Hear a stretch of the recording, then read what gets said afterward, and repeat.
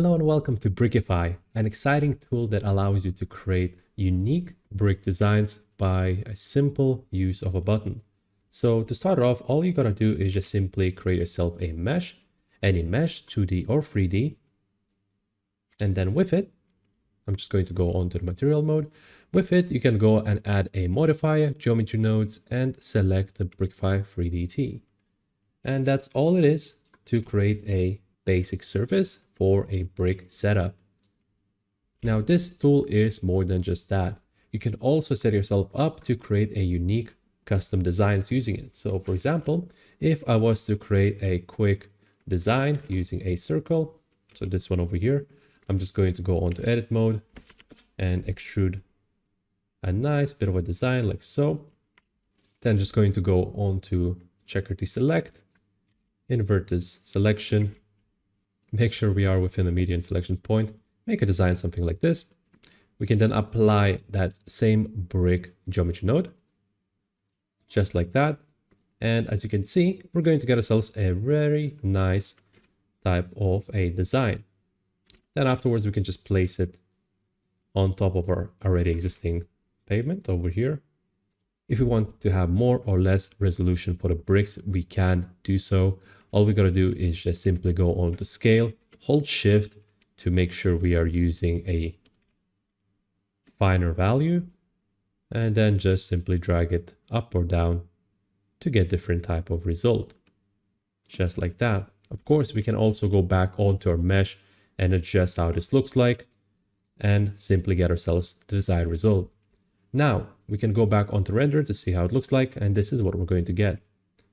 If we want, we can also use a different collection of bricks. By default, it's going to use an object as a brick setup. We can also change this to be collection.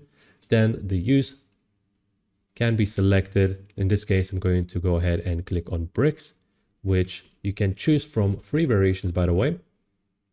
We have 3 different unique brick setups: a stone, a weathered bricks, and more of a stylized brick setup. I'm going to show how to use them in a minute. For now though, let's go ahead and use a simple brick collection. We can also change the material, and I'll show you why it's important in a second. But before that, let's go ahead and just select a brick basic like so. And this will give us the preset that we had over here as well. Then afterwards, if we go to render view, we can see that this is how it's going to look like. And let's say we want the bricks to be perhaps a little bit darker, a little bit brighter. We can totally do so. We can make a duplicate out of this material in Blender. And then afterwards, if we want to make the pavement, for example, darker, we can go on to shading mode. All we'd have to do is simply go on to the color ramp and change one of those arrows to darken it down to get a much more unique variation in comparison to the decoration on top. And just like that, we're going to get ourselves a nice setup. So maybe these size of bricks are not matching up within regards to size.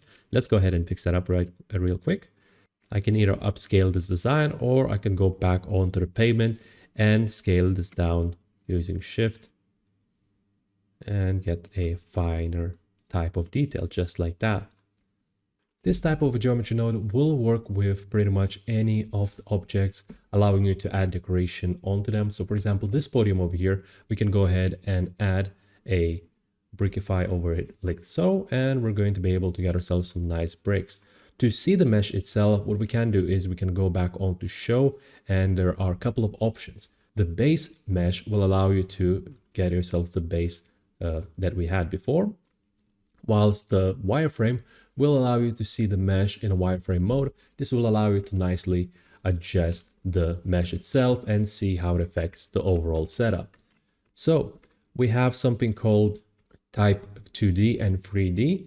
The 2D is great for a plain surfaces, and 3D is going to give you a different type of a warp for the objects, and this will help you to get more detail on the edges, especially for these type of meshes. So both of them will work on 2D and 3D, but 3D version will work better for the surfaces like this one over here.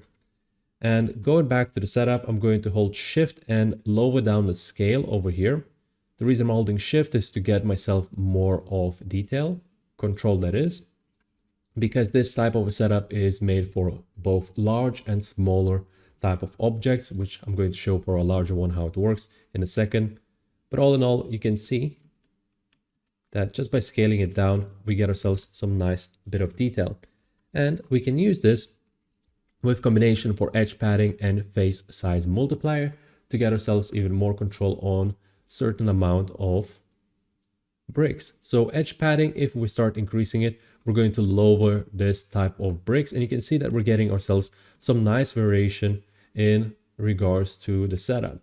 And just like this, we can add ourselves some extra bit of detail on top of meshes if we so want to, just by having a little bit of extra bricks placed around it is going to give us a nice setup. The other thing that we have is going to be face size multiplier.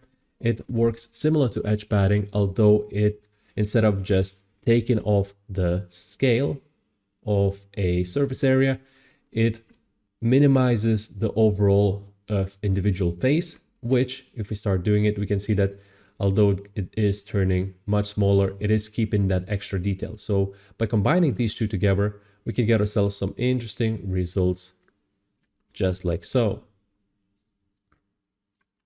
Next up, we also have something called dissolve edges. This will allow you to get the edges in between the individual face to be treated as a separate individual object. And you can see that this will allow you to get these kind of patterns of individual parts of the mesh.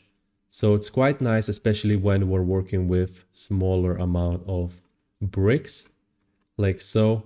And if I was to get the edge padding a little bit higher up, we can see that this is what it's going to give us. I could even try to extend the face size multiply a little bit just to get ourselves a bit more randomness, just like so. Moving on, we have ourselves something called selection. This option will allow you to create some custom variations on where you want your surface to be used as a brick spawn. So for example, in this particular case, I want these parts in the middle to be empty. So maybe I could place in certain hatchets and whatnot for this sort of a tower. We can totally do so. All we have to do is make sure we have the selection ticked on over here. We're then going to go ahead and enable the input attribute toggle like so. And then the next step is going to be making sure that we do have ourselves a selection. Previously I used the brick selection, but by default it should be off like so. And then we're going to go ahead and go on to the vertex painting. We're going to make sure that this creates an attribute. We can rename it by double clicking on it on the top, calling for example brick selection like so. And all we need to do is just within the selection find what we have set. Before it was attribute, now it's brick selection. Let's go ahead and select it, and we're going to get ourselves the tower back. Then I recommend you to go on to edit mode and have the parts you want to disappear selected. Go on to vertex mode. With these selected, you can go on to vertex paint. After which, just make sure you have next to vertex paint the vertex selection on, which will allow you to only paint on the selected parts. And right now what we're going to do is we're going to go ahead and make sure we click X, which will flip between white and black. So now we're just using the black color. We're going to just click and hold and just go around this part over here. Maybe have a bit of a bigger brush. Let me try a bigger brush even so. And there we go. So we have the parts disappearing. And this way we can get ourselves some nice indent holes, just like that. So this one over here. And just like so, we're going to get ourselves nice areas for like hatchets and whatnot. So that's quite cool. And again, this is just a simple type of a mesh, just like that. Nothing serious, nothing too much overly complicated. I will say this, if you're planning to create a tower or whatnot, just make sure you delete the bottom part, as it will save up on some computational space and increase the performance overall. Finally, let's say you want to set yourselves up with a custom shape for creating a logo perhaps, or just a nice vector setup. So once we create ourselves a 2D version of a logo, we can go ahead and just simply add our own Brickify, and just like that, we're going to get this type of result. Then afterwards, we can play, for example, with the resolution, with scale. We can get ourselves this type of result, and we can get ourselves local scale as well, just to kind of lower it down, maybe get ourselves some nice gaps in between.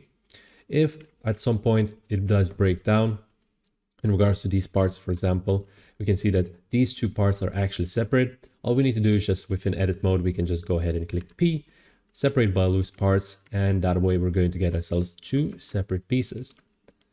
And afterwards, if we want to, we can just simply reuse the same parameters. I'll show you how in a second. But firstly, I want to, for example, make myself a much nicer resolution. Something like this perhaps is going to look quite all right. Maybe a bit less. And I'm going to increase the local scale. If we want to go above a value of 1 for the local scale, we can do so. Just writing down 2 and just lowering down the resolution. We can also change up the brick layout by using the seed over here. This will randomize the overall setup. Just like that. And then afterwards, edge padding and face size, just to kind of play around with it to get more interesting result perhaps. Maybe I'll increase the scale a little bit, and I'll increase the face size for this one, just to get a more chunkier type of a result. Something like this, like that. And afterwards, if we want to have the same setup over here, just make sure to have everything selected. Have this last piece that we controlled and set ourselves up with to be selected last. Click Ctrl L and copy modifiers, and this will give you the same type of a setup. In this case, maybe I just want this to be just a little bit smaller, just like that. And we're going to get ourselves a nice setup. Yeah. The next thing is going to be, I'll show you how easy it is to set up a brick wall. If you want a nice edge type of a wall, for example, we can go ahead and do so. I'm going to go ahead and just move this around and set ourselves up with a shape. So for this one, I'm going to upscale it, add some bit of extra parts in here like this, and get myself every other one to be extruded like this, just like that, so we could get some edges for the walls. And afterwards, we'll also want to, for example, maybe set ourselves up with a wall that's crumbling on the side. We can go ahead and do so. I'm going to go ahead and just simply move this off to the side, just like that. And we're going to get ourselves a nice base setup. So with this, we can now go ahead and add ourselves a Brickify, just like that, and it's going to give us a very nice base shape. Perhaps this is a bit too big. I'm going to lower the base, the bottom, just like that. And the next thing is perhaps I'll want to upscale the bricks themselves. But before upscaling it, let's go ahead and test out our aged bricks. So we have a collection for bricks aged, which if we were to select it, nothing's going to happen. The reason being is that we also need to change up the material. So actually, it's not going to be bricks aged. It is going to be stone bricks. There we go. And then we're going to change the brick to be stone bricks material, like so. And now we can go ahead and start playing with the overall setup. Let's just make sure we do have the use from object set to collection, just like that. And this way, we're now going to be able to work with it. So you can see the scale, for example, might be a little bit off. We can go ahead and fix that by having local scale set to 5. And right away, we're going to get ourselves this result. And we're going to keep this as a 2D. The reason being is that we're going to be layering this down to get ourselves a much nicer outcome. So I'm going to increase the scale just a little bit more to get ourselves a nicer setup. Horizontal offset, let's make sure we have it. Well, it was set as a nice 0.5 by default. I'm going to increase the scale just a little bit. We're actually going to hold shift and just adjust it to something more manageable. Going to increase the face size multiplier to get ourselves some more bricks in these areas over here, just like that. And maybe increase the edge padding just a little bit. So this is what we're getting. So the next thing is going to be to work with the offsets and gaps. So the horizontal offset, we already touched it. This basically offsets bricks. And sometimes we want more of a uniform type of a brick. Sometimes we want this to be more offset. For this type of a brick setup, we're going to use 0.5. Horizontal gaps is going to allow you to get you a bit of that extra edge on the side. So increasing it will allow you to get more gaps in between. And I can just go ahead and hold shift and increase it. We can see that we're getting more gaps like this. We can go down to negative size. For example, if I was to set it up -0.1, we can see that we're getting no gaps at all. But this might be a little bit too much. So I'm going to hold shift and just going to increase it just to something like this. I think this is looking quite nice. So the next step is going to be setting up the vertical gaps. Vertical gaps is going to be the same. Holding shift, we can make it a little bit offset like so. And we can do so just by a little bit. And the nice thing about this is that we can use the wall offset. So wall offset will allow us to, the default will allow us to just offset it from a plane, just like that. If we want to, we can do so. The random offset is going to be really helpful here because we're able to get those bricks nicely placed outwards, just like that. And I noticed that some of these bricks now are kind of off in regards to the setup.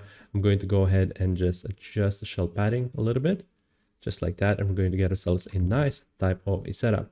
So afterwards, we can do one of the either things. We can make a duplicate of the object and work with individual pieces as layers, or alternatively, we can set this up to be as one object. So I'm going to go on to edit mode, going to click A, select it all, going to hit Shift D, escape, and GX just to move it off to the side until we get those bricks just like that. Then for this layer, I'm going to go ahead and just select the upper pieces for the top, since for this case, or actually this is going to look quite all right. I just need to make sure we have this offset a little bit. So I'm going to go ahead and select this. Then click GY, just a little bit of an offset, just like that. It's going to give us a real nice type of a setup, as you can see like this. And afterwards, we're going to go ahead and click again, Shift D, GY, move it off to the side. Oh, sorry, GX, there we go. All right, and I'm going to go ahead and select the upper sections of each one of those bricks. If you're not seeing this, we can go ahead and just remove from edit mode. We can just work with planes. We can go ahead and then click delete vertices, and we're going to get ourselves more of a flat result, more of a flat surface. So this will give us a nice base, just like that. So this perhaps could be more of a walkway. So we can just move this off to the side, just like that, and get ourselves a nice brick setup.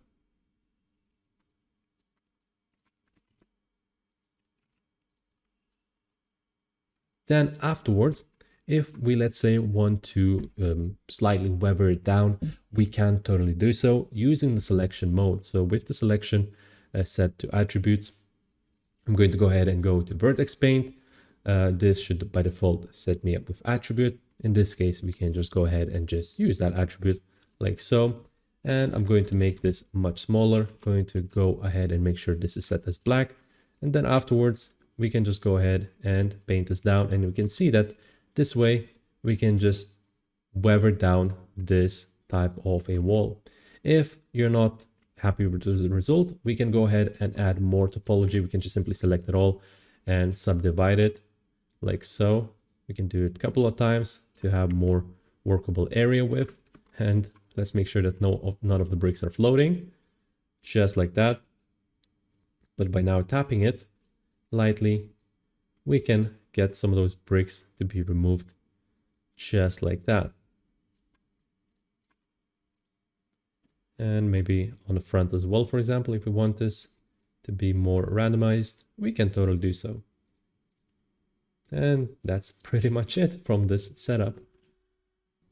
All of these parts can be set up with custom textures. If you want, you can simply go ahead and select your item.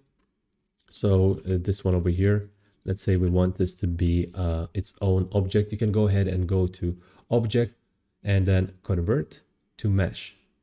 If you want to have a base, like for this one over here, a separate base underneath, you can do so. Just make sure you have a mesh preview set up. So in this part, make sure you have show base mesh set up. This, when converting it to a mesh, will allow you to keep the base mesh. And with that in mind, simply unwrapping it and putting it through Substance Painter, I was able to get some really nice results, just like that. Finally, you can use this in your own custom projects, architectural designs and whatnot as well. So for example, we have this large storage house over here.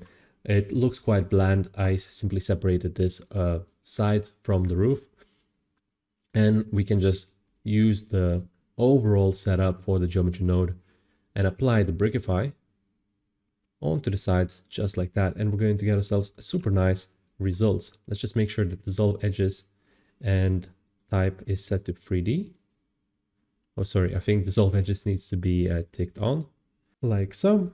And yeah, that's going to give you a nice type of detail. And when you zoom in, for example, you can see all of the nice setup throughout the side of a building.